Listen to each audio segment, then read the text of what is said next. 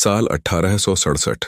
एक दाढ़ी वाले philosopher Karl Marx British Museum की मध्यम रोशनी में बैठे दास कैपिटल के बुनियादी ग्रंथ लिख रहे हैं। वो एक भयानक भविष्य के बारे में लिख रहे हैं जहां हर इंसानी रिश्ता एक ठंडा ट्रांजैक्शन बन जाता है।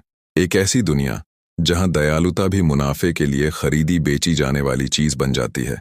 उन्हें ये नहीं पता था कि 150 साल बाद ये ठीक ठीक जिमी डोनाल्डसन यानी मिस्टर बीस्ट की करियर को डरावने तरीके से बयान कर देगा। हम मिस्टर बीस्ट को इंटरनेट का सबसे बड़ा फिलैंथ्रोपिस्ट मानते हैं, एक मॉडर्न सेंट जो कुएं खुदवाता है और सर्जरी के पैसे देता है। लेकिन मार्क्सवादी नजरिए से देखें तो मिस्टर बीस्ट पूंजीवाद की असफलताओं का हल नहीं है, वो उसका सबसे आखिरी और सबसे डिस्टोपियन रूप है। उसने वो अर्थव्यवस्था परफेक्ट कर दी है जिसमें इंसानी हताशा को गेम बना दिया गया है और चैरिटी अब दया नहीं बल्कि हाई यील्ड डिजिटल एसेट बन गई है। कार्ल मार्क्स ने हमें चेतावनी दी थी कि लेट स्टेज पूंजीवाद में सब कुछ, यहां तक कि हमारी सहानुभूति भी कीमत वाला हो जाएगा। मिस्टर बीस्ट ने सिर्फ वो कीमत नहीं ढूंढी बल्कि उस पर अरबों डॉलर का एम्पायर खड़ा कर दिया।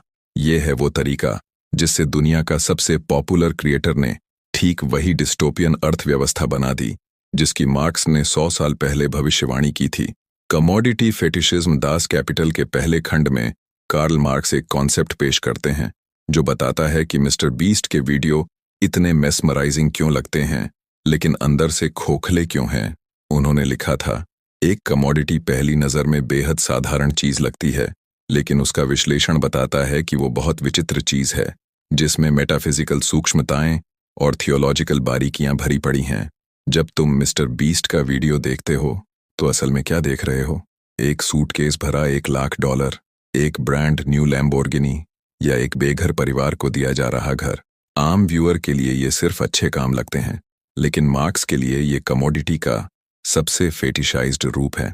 मिस्टर बीस्ट के प्रोडक्शन में पैसा कभी सिर्फ एक्सचेंज का माध्यम नहीं होता, वो एक प्रॉप होता है, एक विजुअल इफेक्ट जो तुम्हारे दिमाग में बायोलॉजिकल रिएक्शन ट्रिगर करता है। मार्क्स ने कहा था कि कमोडिटी फेटिशिज्म तब होता है जब लोगों के बीच के सामाजिक रिश्ते वस्तुओं के आदान प्रदान से छिप जाते हैं। सोचो, जब जिमी किसी रैंडम इंसान को $50,000 सर्कल में खड़े रहने के लिए देता है तो हम कोई सामाजिक कनेक्शन नहीं देख रहे होते, हम सिर्फ उस इंसान की वैल्यू को उसके हाथ में कैश तक सीमित देख रहे होते हैं। हम वो सिस्टमिक गरीबी नहीं देखते जो उस $50,000 को जीवन बदलने वाला चमत्कार बना देती है। हम सिर्फ पैसे के जादू को देखते हैं। पैसा भगवान जैसा बन जाता है जो हर समस्या सुलझा देता है और उस पीछे की मेहनत और हताशा को छिपा लेता है।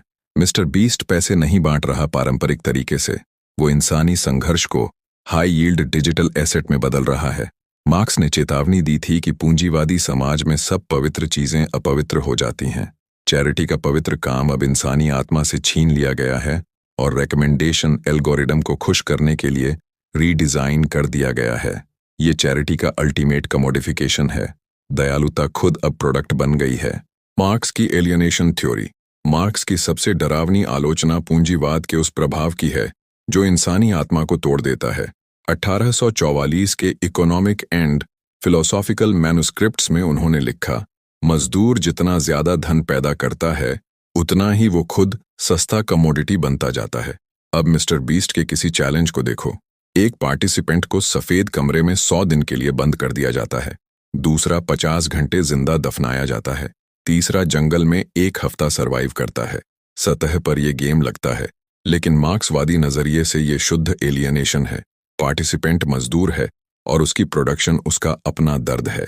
वो अपने परिवार, पर्यावरण और बुनियादी जरूरतों से अलग कर दिया जाता है सिर्फ ग्लोबल ऑडियंस के लिए स्पेक्टेकल बनाने के लिए। मार्क्स ने कहा था कि पूंजीवाद के तहत मजदूर अपनी असली इंसानी प्रकृति से अलग हो जाता है।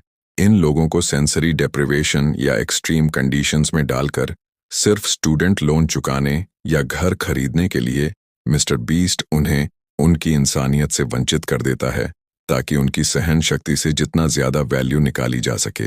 वो गेम खेलने नहीं आते, वो आर्थिक रूप से मजबूर होकर आते हैं। एक वीडियो में एक आदमी महीनों सर्कल में खड़ा रहता है ताकि परिवार के लिए पैसा जीत सके। हम उसका मेंटल हेल्थ गिरते देखते हैं, वो रोता है।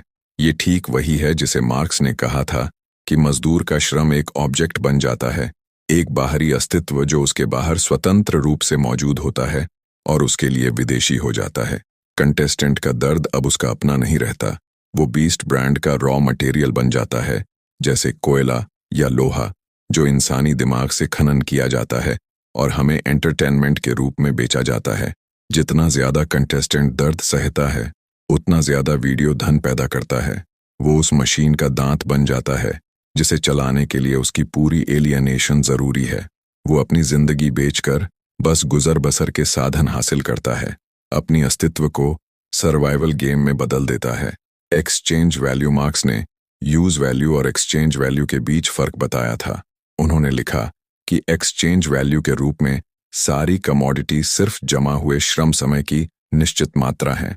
उस वीडियो को लो जिसमें मिस्टर बीस्ट 1000 लोगों की मोतियाबिंद की सर्जरी करवाता है। इसका यूज वैल्यू बहुत बड़ा है। 1000 लोग अब देख सकते हैं ये सच्चा अच्छा काम है, लेकिन चैनल के लॉजिक में एक्सचेंज वैल्यू मायने रखती है। सर्जरी का खर्च वेरिएबल कैपिटल इन्वेस्टमेंट है, महीनों की प्लानिंग और एडिटिंग जमा हुआ श्रम समय है। लक्ष्य है एक थंबनेल और टाइटल जो 15 करोड़ व्यूज का सरप्लस वैल्यू जनरेट करे। अगर 1000 लोगों को ठीक करने से सिर्फ 100 व्यूज मिलते तो बीस्ट एम्पायर ढह जाता। दया तभी काम करती है जब वो मार्केटेबल हो। ये एक डरावना फीडबैक लूप पैदा करता है। मार्क्स ने चेतावनी दी थी कि पूंजी को हमेशा बढ़ना पड़ता है। अंधेपन ठीक करने या 100 घर बनाने का खर्च इतना ज्यादा है कि अगला वीडियो और बड़ा और तेज वायरल होना चाहिए ताकि पिछले का खर्च निकले। ये कमोडिफाइड चैरिटी लूप है। ये एक सेल्फ सस्टेनिंग माइक्रो इकोनॉमी है जिसमें व्यूअर्स का अटेंशन डायरेक्ट अगले स्पेक्टेकल को फंड करता है। तुम व्यूअर इस चैरिटी के कंज्यूमर हो।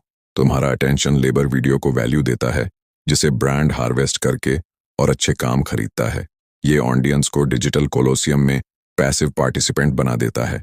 हम इंस्पायर्ड नहीं होते मदद करने के लिए, हम कंडीशनड होते हैं सिर्फ देखने के लिए। मार्क्स का मानना था कि बाजार आखिरकार सब कुछ मात्रा में बदल देता है। मिस्टर बीस्ट की दुनिया में दया की क्वालिटी नहीं होती, सिर्फ हेल्प किए गए लोगों की मात्रा और प्रति क्लिक लागत होती है। ये इंसानी दिल को स्प्रेडशीट में ठंडे तरीके से तोड़ने जैसा है। कैपिटल एक्यूमुलेशन मार्क्स का सबसे मशहूर आदेश पूंजीपति के लिए था। एक्यूमुलेट एक्यूमुलेट, ये मूसा और पैगंबर हैं। उन्होंने समझा था कि पूंजी कोई चीज नहीं बल्कि एक प्रोसेस है। इसे चलना पड़ता है, बढ़ना पड़ता है। अगर रुक गई तो मर जाएगी। जिमी डोनाल्डसन इंटरव्यू में अक्सर कहता है कि उसके बैंक अकाउंट में $0 है क्योंकि वो हर पैसा वीडियो में रीइन्वेस्ट कर देता है। मिस्टर बीस्ट हर महीने के अंत में अपने बैंक में 0 रखता है। बहुत लोग इसे उसकी सेल्फलेसनेस का सबूत मानते हैं, लेकिन मार्क्सवादी के लिए यह कैपिटल एक्यूमुलेशन का सबसे आक्रामक रूप है। जिमी कोई व्यक्ति नहीं, वो पूंजी का जीवंत रूप है।